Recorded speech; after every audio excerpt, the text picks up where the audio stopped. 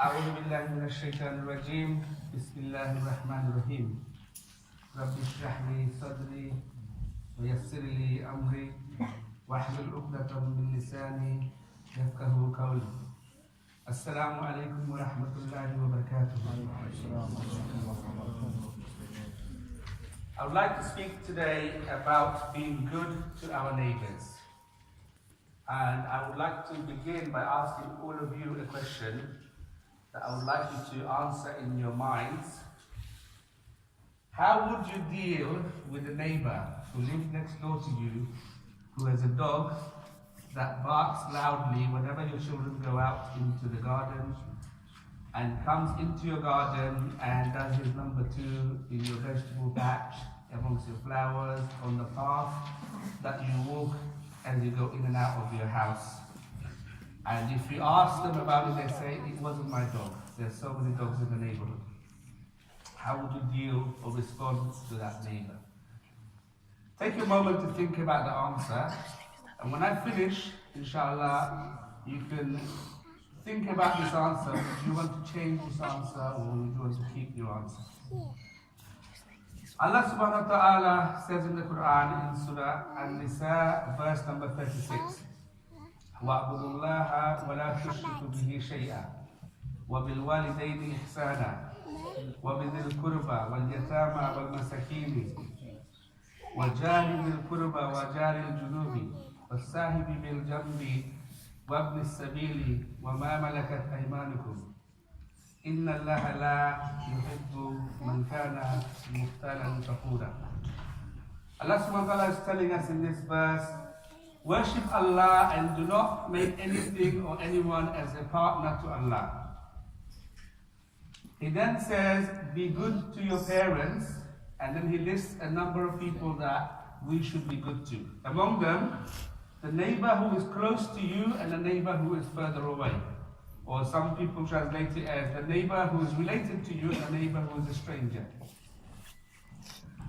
So the neighbor who is close to you is understood in 2 ways. Firstly, the one whose house is closest to you.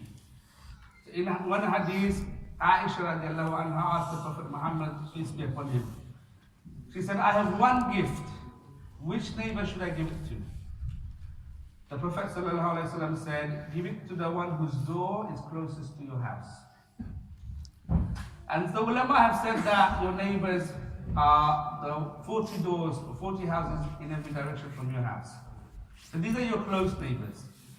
And the neighbor that is further away is everybody else in your town, or your village, or your ward, or your community. The other understanding is how much right they have over you. The Prophet Muhammad, peace be upon him, said, some of your neighbors have 3 rights over you. One, because they are related to you. Another one, because they are Muslim. And another one, because they live near you. And other neighbors have 2 rights over you. One, because they are Muslim, and one, because they live near you. And other neighbors have only 1 right over you. They are not Muslim, they are not related to you, but they live near you, so they have a right over you.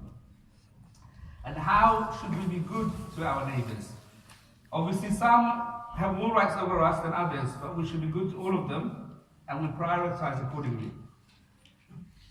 Muhammad, peace be upon him, said that Jibreel alayhi salam said to me, or reminded me about the rights of the neighbors so often and so much that I thought that they would inherit from me when I passed away. So basically, the people who inherit from us when we die are our families and our relatives. So neighbors are like our families, but they don't actually inherit from us. But they're almost like family. Now, the rights of the neighbors are so many and we have limited time, so I'm going to categorize them into 3 groups. Firstly, that you do not harm them. Muhammad's peace be upon him said, لا يدخل الجنة من لا يأمن جاره بوائقه. He will not enter paradise, the one whose neighbor is not safe from his harmful actions. So we should be careful late night that we don't disturb the sleep of our neighbors. Or we don't harm them with the smell from our cooking. 2 ways. If the smell is bad, We try to make sure that we do this when they're not all in. And if the smell is very good and delicious, that we share it with them, etc. The second one is that we be patient with any harm they give to us. So our neighbors, they may harm us in small things. We should try to ignore that and be patient with that. Tolerate it. Forgive them as much as we can. Thirdly, whenever we can, we should think about our neighbors like family and do things to benefit them. Muhammad, peace be upon him, said, ليس المؤمن الذي يشفع وجاره دائم إلى جنبه. He is not a believer whose stomach is full while his next door neighbor is hungry.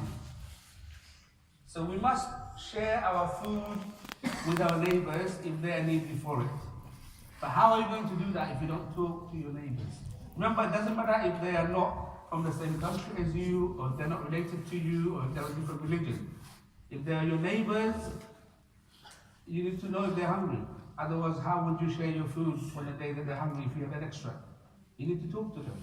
We need, all of us, myself included, to take time to say hello to our neighbors, to find out if they're ill, to visit them if they're ill, if they need medicine.